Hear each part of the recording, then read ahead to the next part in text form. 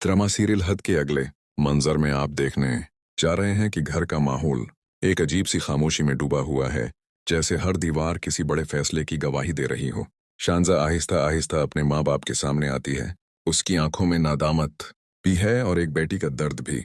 वो भारी आवाज में कहती है कि शायद अब वक्त आ गया है कि शहराम और जैनिया को अलग घर में रहने की इजाजत दे दी जाए।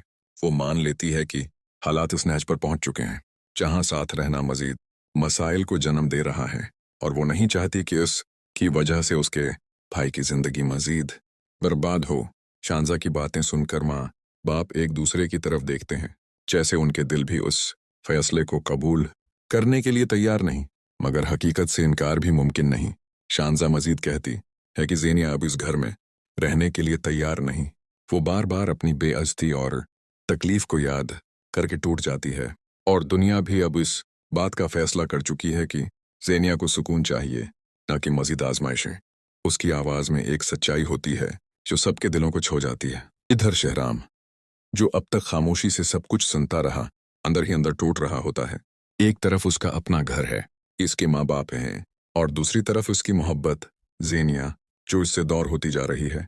शांजा की ये बात उसके दिल पर गहरा असर डालती है, क्योंकि वो जानता है कि शायद यही एक रास्ता है जिससे वो अपनी जिंदगी। ड्रामा सीरियल हद के अगले मंजर में आप देखें कि हालात एक बार फिर शिद्दत इख्तियार कर लेते हैं, जब ज़ेनिया को डॉक्टर दरार और फरियाल की शादी की खबर मिलती है। ये बात उसके लिए नाकाबिले बर्दाश्त बन जाती है, और वो गुस्से से भरी हुई सीधा फरियाल के सामने आ खड़ी होती है।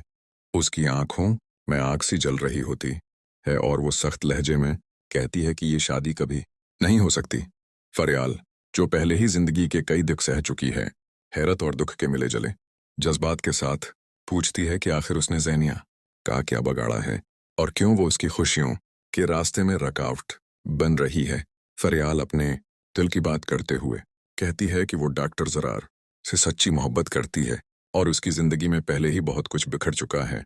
अब वो मज़ीद तकलीफ बर्दाश्त नहीं कर सकती, मगर ज़ेनिया का गुस्सा कम होने के बजाय और बढ़ जाता है, और वो तल्ख अल्फाज में फरियाल को नीचा दिखाने की कोशिश करती है, ये कहकर कि वो उस घर की मालकन बनने के ख्वाब न देखे। इसके अल्फाज फरियाल के दिल पर गहरे जख्म छोड़ते हैं, मगर फरियाल खामोशी के साथ अपनी इज्जत और मोहब्बत के लिए खड़ी रहती है। ये मंजर न सिर्फ दो औरतों के दरमियान टकराव को दुखाता है, बल्कि उना मोहब्बत और खुददारी की एक ऐसी जंग को भी सामने लाता है, जहां हर लफ्ज एक नया तूफान खड़ा कर देता है।